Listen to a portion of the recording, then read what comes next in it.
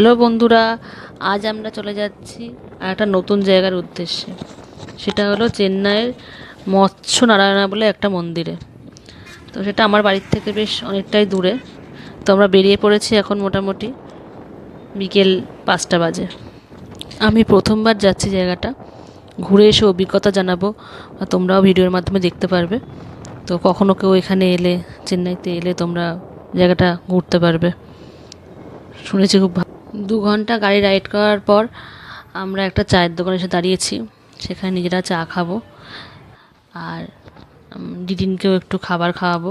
সন্ধ্যের খাবারটা ওকে খাওয়াতে হবে, টাইম হয়ে গেছে। তো আমি এখন খাইয়ে নিচ্ছি ওকে, খাইয়ে নিয়ে আমরা চা খাবো।